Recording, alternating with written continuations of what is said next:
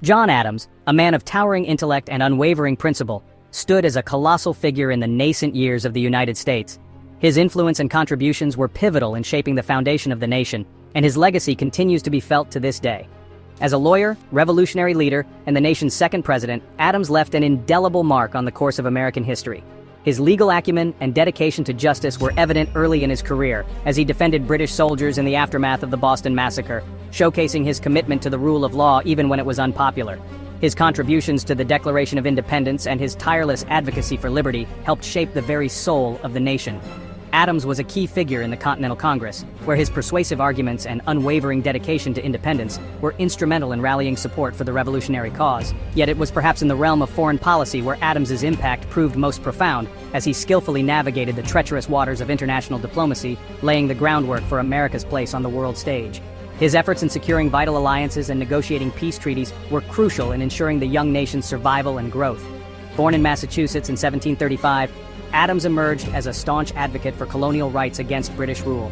His early life in the rural town of Braintree, now Quincy, instilled in him a deep sense of independence and a strong work ethic, which would later define his political career. A gifted orator and writer, he eloquently articulated the grievances of the American colonies, galvanizing support for the cause of independence.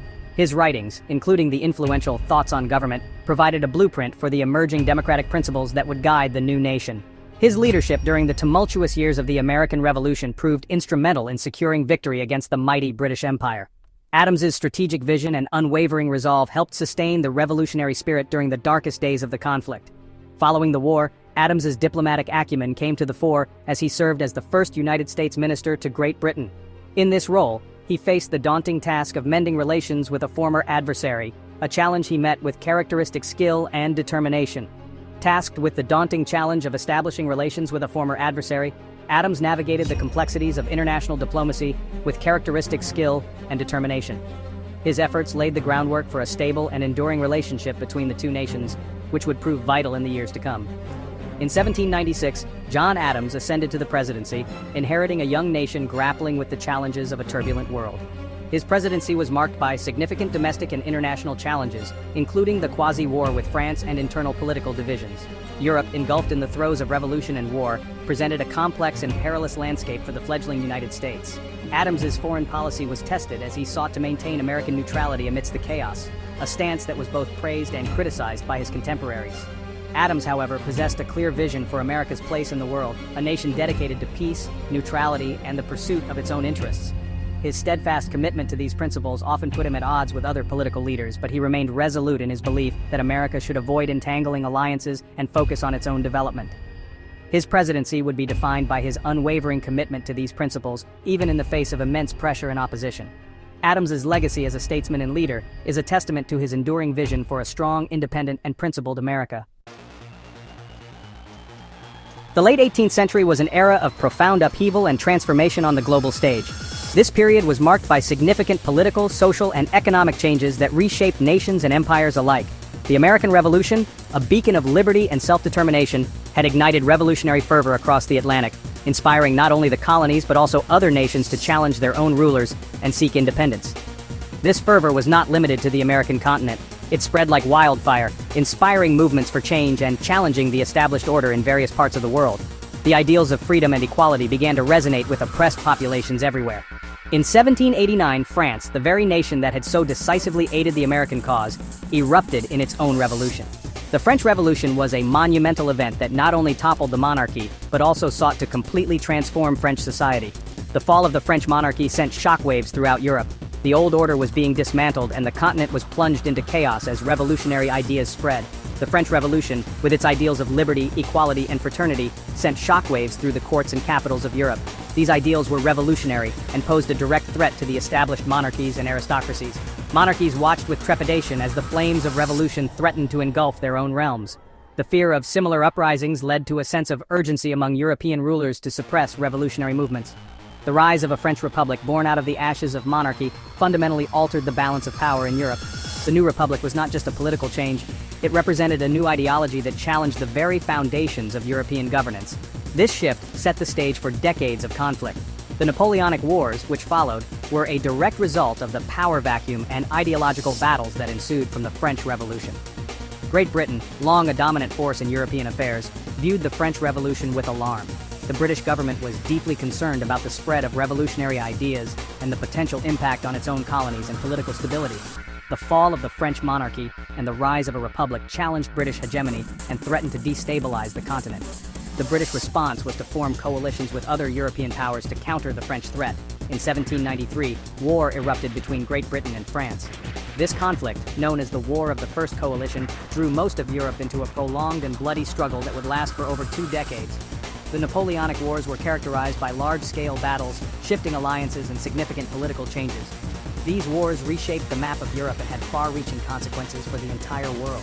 The United States, geographically removed from the battlefields of Europe, nevertheless found itself caught in the crossfire of this global struggle. The young nation had to navigate a complex web of international relations and maintain its sovereignty.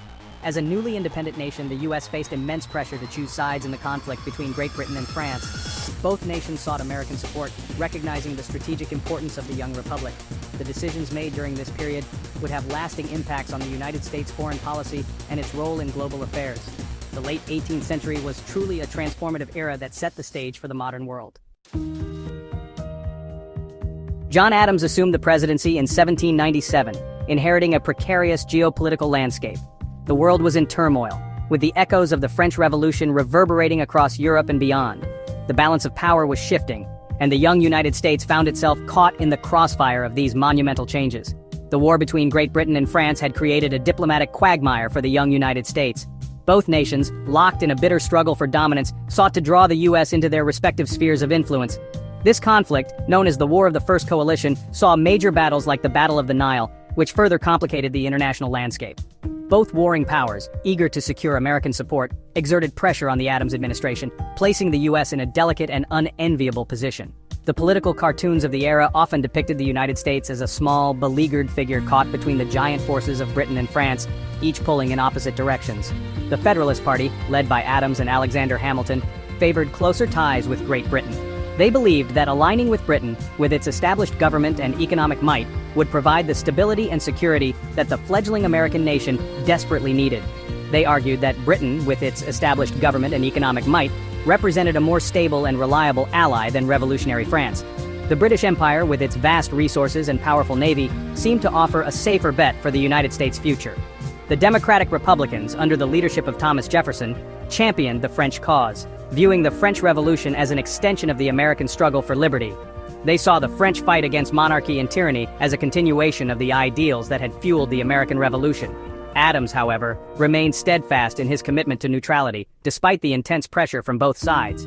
He believed that the best course for the fledgling nation lay in steering clear of entangling alliances and focusing on internal development and stability. Believing that the best course for the fledgling nation lay in steering clear of entangling alliances, he understood that the young nation needed time to grow and strengthen its own institutions before becoming embroiled in the complex and often dangerous politics of European powers. He understood that siding with either Britain or France would inevitably antagonize the other, potentially dragging the U.S. into a costly and unwinnable war. The memories of the Revolutionary War were still fresh, and Adams was acutely aware of the toll that another major conflict could take on the young nation. One of the most pressing challenges facing the Adams administration was the issue of impressment. This practice, where the British Navy forcibly conscripted sailors into service, was a direct affront to American sovereignty and a source of great tension between the two nations. The British Navy, desperate for sailors to man its warships, resorted to the practice of impressment, forcibly seizing American sailors at sea and forcing them into service on British ships. This practice was not only a violation of American rights, but also a significant threat to the nation's maritime commerce, forcibly seizing American sailors at sea and forcing them into service on British ships. The sight of American sailors being dragged off their ships and into British service was a common and infuriating one, leading to widespread outrage and calls for action. This practice, a blatant violation of American sovereignty, infuriated the American public and strained relations with Great Britain. Public protests and angry crowds became a common sight, as the American people demanded that their government take a stand against British aggression. Adams, despite his pro-British leanings, recognized the gravity of the situation. He understood that the issue of impressment was not just a diplomatic inconvenience, but a matter of national pride and security. He dispatched diplomats to London to negotiate an end to impressment and secure compensation for seized American ships. These diplomatic missions were fraught with tension and difficulty, as the British were reluctant to give up a practice they deemed essential to their war effort. The negotiations, however, proved fruitless, as the British government refused to abandon a practice it deemed essential to its war effort.